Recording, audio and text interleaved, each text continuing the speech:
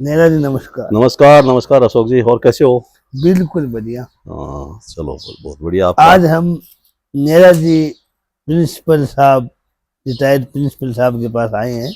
ये बहुत ही उच्च कोटि के विद्वान हैं और समाज सुधार में इनका जीवन बीता है। आज हम इनसे कुछ साक्षात करेंगे। तो आप नेरा जी, आप हमें बताएं कि आज हमारे समाज में एक बहुत बड़ी कुरीति फैली हुई है, दहेज प्रथा। जी ब्याह शादी में जैसे हम देखते हैं समाज में दहेज लेते भी हैं, दहेज देते भी हैं। तो इसके बारे में हम आपके विचार या सुझाव, परामर्श बताओ, क्या होना चाहिए आपके हिसाब से? आपका सवाल बहुत ही उत्तम है। और समाज में इस तरह की कुरीति के खिलाफ अगर आप जैसे कोई मुहिम चलाकर आप एक मीडिया के माध्यम से ये समाज को एक बहुत अच्छा संदेश देना चाह रहे हैं, क्योंकि मैं आपको बताना चाहूँगा कि दहेज प्रथा ये एक बहुत बड़ी कुरीति है समाज में। जब एक पिता अपनी 18, 20, 25 साल की पुत्री अगर पालकर किसी दूसरे परिवार को सौंपता है, तो मैं कहता हूँ इससे बड़ा दहेज होगा क्या। जी। अगर समाज में कोई देखे तो आप अपने घर से एक छोटा सा बकरी का बच्चा अगर पाल के किसी को देते तो भी आपको पीड़ा होती है कि मेरा 5,000 का था, 10,000 का था। और वो यहाँ तक सीमित नहीं है, वो कन्या उस आगे जिस वर पक्ष में जाती है, उस वर पक्ष के वंश की वृद्धि का बहुत बड़ा साधन है। बिल्कुल। अगर आज हम जो कमा रहे हैं, जो दौड़ भाग कर रहे हैं, अगर हमारा भविष्य हमें ये पता हो कि इसके बाद मेरा उत्तराधिकारी कोई नहीं है, तो मेरा मानना है कि समाज में कोई भी व्यक्ति इस दौड़ भाग में नहीं रहेगा। तो मैं तो ये मानता हूँ कि वह पिता धन्य है जिसके पुत्री है। और वह पुत्री को जब कन्या का दान करता है, तो इससे बड़ा दहेज मैं तो इस मानता हूँ समाज के लिए है क्या। सबसे बड़ा धन वो ही है। ये जो बाकी के जो हम जितने भी संसाधन मानते हैं, रुपया, पैसा, गाड़ी, घोड़े, फ्रिज, सामान, बेड वेड, ये तो क्या है, एक संसाधन है। क्या हमारे पुराने, एक मैं आपको घटना बताऊं, पुराने समय में मेरे पिताजी मेरी माँ से मैं सुना करता था कि उस समय एक बंद पेटी का दान हुआ करता था, और उन उच्च घरानों से होता था। वो जो बड़े बड़े जागीरदार होते थे, बड़े बड़े चौधरी होते थे, तो उनसे पूछते थे कि भाई दान में क्या दिया, तो लास्ट में एक शब्द आता था कि बंद पेटी का। तो बंद पेटी में ये होता, पता नहीं हीरे जवाहरात भी दे दिए, और हो सकता है 1 रुपया चांदी वाला भी दिया हो। तो ये उस समाज की देखो कितनी बड़ी मैं समझ मानता हूँ उस जमाने की। भले ही वो इतने एडवांस नहीं थे, और उनकी सोच देखो कि एक बड़े परिवार, एक बड़े चौधरी की आबरू, एक इज्जत, एक उसकी प्रतिष्ठा को बनाए रखने के लिए बंद पेटी का दान, और उसकी कहीं कोई चर्चा नहीं होती थी कि क्या दिया है उस चौधरी ने, क्या लिया है।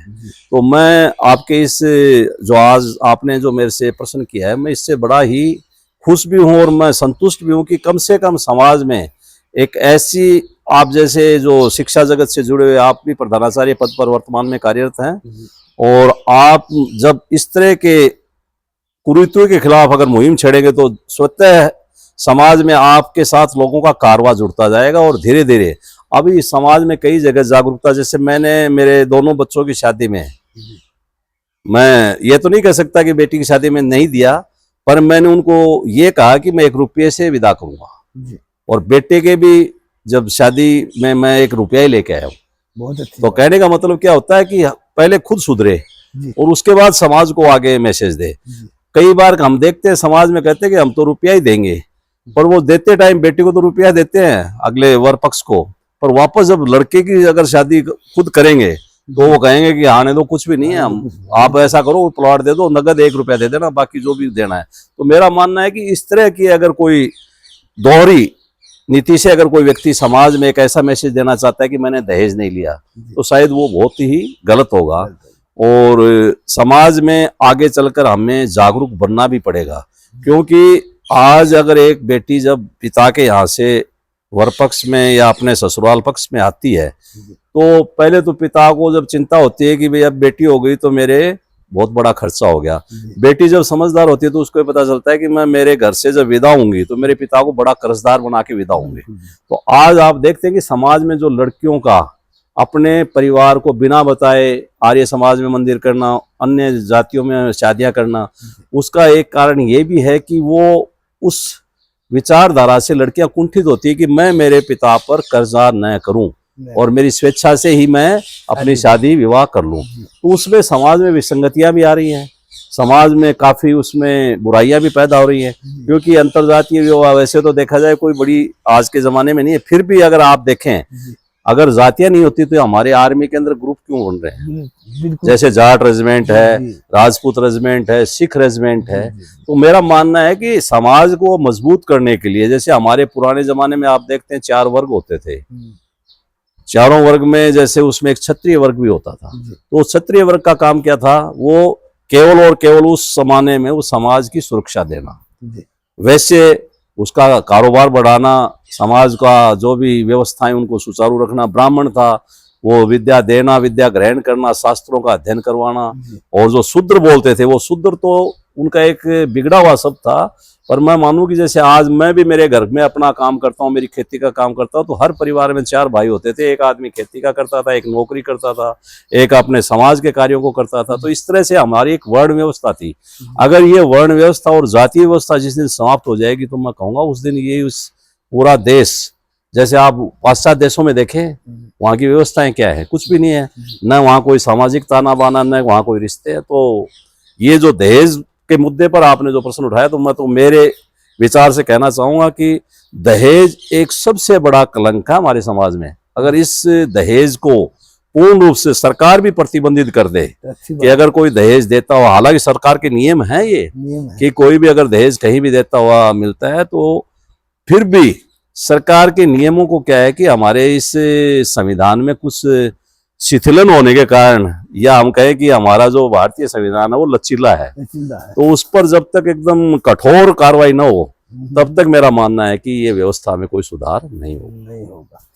फिर एक बात और, जैसे नीरज जी हम देखते हैं जो ब्याह संस्कार है, ये 16वां संस्कार पानी ग्रहण संस्कार, और एक बहुत ही शुभ मुहूर्त होता है, और ऐसे मुहूर्त के ऊपर समाज में एक गंदगी और फैली हुई है। जैसे किसी की शादी में जाते हैं, शराब का सेवन करना, शराब एक अलग से ही आजकल तो बार लगा देते हैं। जहाँ मेरा मानना है कि ये गलत है, तो आप भी इसमें भी थोड़ा इस यूट्यूब चैनल के माध्यम से आज तो अशोक जी आपने शायद समाज को एकदम सुधारने का पूरा एकदम अपने हाँ। ये मान लो मानस बना लिया है, क्योंकि ये दोनों जो बुराइयां हैं ये समाज से निकल जाए, मेरा मानना है उसके बाद बचेगा ही क्या। बिल्कुल भाई, किसी भी बुराई की जो मूल जड़ है वो नशा है। गुरु महाराज जी कहते थे कि किसी व्यक्ति को कितना भी तंदुरुस्त क्यों न हो, मैं धोड़ा बाबा की बात करूंगा, हाँ, जगन स्वरूप जी महाराज जी की, वो एक उदाहरण देते थे। जब मैं स्टूडेंट था तब जाता था उनके पास, आज भी जाता हूँ, तो वो एक उदाहरण देते थे कि कितना भी हष्टपुष्ट व्यक्ति है, अगर आप उसकी आंखों पर काली पट्टी बांध देंगे तो वो आपको 10 कदम 20 कदम चलने के बाद कहीं ना कहीं खड्डे में गिरेगा या दीवार से टकराएगा। तो नशा वही काली पट्टी है। जो कितना भी समझदार बुद्धिजीवी, कितना भी स्वस्थ व्यक्ति अगर वो नशा करता है तो उसकी आंखों पर पट्टी आ जाती है, और उसके बाद वह कोई भी ऐसा कृत्य कर सकता है जो कि समाज के लिए, परिवार के लिए, उसके खुद के लिए एक बहुत बड़ा कलंक होता है। और ब्याह शादियों में आज क्या है कि हमने जो पाश्चात्य सभ्यता से या कुछ रईसों के परिवारों में जो इस तरह के ये होते हैं, जबकि हमारे यहाँ तो मेरा मानना है कि हम तो आर्य जाति से हैं, और आर्य जाति के अंदर नशा, मांस, ये तो निषेध है। तो जहां